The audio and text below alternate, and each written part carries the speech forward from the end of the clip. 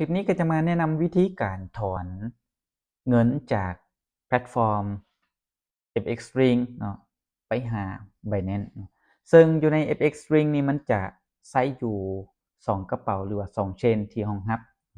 ก็จะมี TRC20 เนาะแล้วก็กระเป๋าตัวนี้เนาะ BEP20 หรือว่า Binance Smart Chain สำหรับมื้อนี้เนาะเราจะยกตัวอย่างก็คือถอนไปหา Binance แล้วไปขายอยู่ Binance แต่เราจะบ่ได้ขายแบบ P2P ให้เบิ่งเนาะมีแต่เราจะถอนไปทาง Binance สังเกตเบิ่งว่าอยู่ในนี้เนาะเราจะมีอยู่80เหรียญสำหรับการถอนอยู่ใน FX Ring แม่นบ่มีค่าธรรมเนียมเวลาเราถอน80ก็จะได้80ซึ่งเราจะถอนผ่านทางแอปเลยเนาะตัวนี้เนาะเราจะเข้าไปใน Binance เพื่อทำการเอาเลขที่กระเป๋าก่อน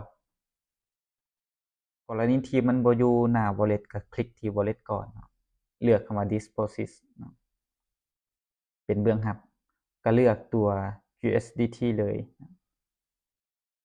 จากนั้นก็ทำการเลือก Chain เนาะของเราจะใช้ Chain ตัวนี้เนาะเพราะว่าเราจะโอนไปนั้นจากนั้นก็ Copy เลขที่กระเป๋าสำหรับผู้ใดที่มี2เครื่องก็สามารถสแกนได้เลยแต่ข้อยจะเลือก Copy จากนั้นก็จะเข้าไปในแอปของ FX Ring FX Ring ตัวนี้เลยนะตัวนี้เลยคลิกเข้าไปเมื่อคลิกเข้าไปแล้วสังเกตว่าเงินของเราเนาะตัวนี้กับตัวนี้จะเป็นพอร์ตเดียวกันก็เข้าไปที่ Account เพื่อทำการถอนเลยจากนั้นก็ไปที่คำว่าถอนเงินเมื่อเข้าไปถอนเงินแล้วก็เลือกกระเป๋าหรือว่าเชนที่เราต้องการเอาไปเนาะคลิกตัวถึงนี้จากนั้นก็ป้อนที่อยู่ที่เราทำการ Copy อยู่ใน Binance เนาะวางใส่ค่อย Copy แล้วก็วางใส่เลยจำนวนเงินข่อยถอนอยู่80นะเพราะข่อยมี80อยู่ในนี้ส่วน One Time Password ตัวนี้แม่นรหัสความปลอดภัยหรือว่า 2FA Authenticator ของเราแหละผู้ใดที่สร้างอยู่ในแอปใดก็สามารถเอาไปใช้งานข่อยสร้างอยู่ใน Authenticator เนาะก็เลือกตัวแอปของเราเลยของข่อยเป็นตัวนี้รอแป๊บนึง Copy เนาะ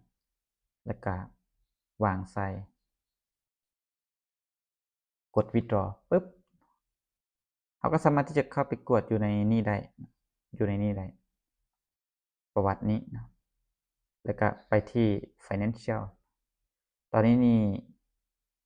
ไปแล้วเนาะแต่ว่ายังบ่ทันสำเร็จเทื่อรอท่าไปประมาณ50นาทีก็สำเร็จสำหรับการถอนเนาะสังเกตเบื้องนี้จะบ่เห็นเงินแล้วเนาะแล้วเรามาเช็คอยู่ในส่วนของประวัติว่าเงินมันออกแล้วบ่ก็คือเบื้องนี้เนาะสำหรับตอนนี้นี่แม่นออกไปแล้วเนาะ80เหรียญ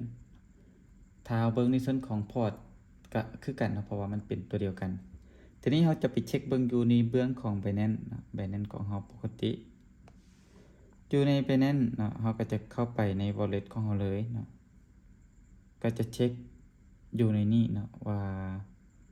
เงินของเราเข้ามาแล้วหรือยังเนาะตอนนี้เนี่ยมันบอกว่า Crypto Deposit 80 USDT นี่ success เนาะก็ถือว่าจาก120เนาะก็ขึ้นมา200ก็ถือว่าเข้าเป็นที่เรียบร้อยเหลือแต่ผู้ใดที่อยากจะเอาไปขายอยู่ในแบบ P2P ก็สามารถขายได้เลยเชื่อว่าทุกคนก็น่าจะเป็นเบิดแล้วสำหรับคลิปการถอนเราก็สิจบเพียงเท่านี้และเจอกันใหม่คลิปต่อไป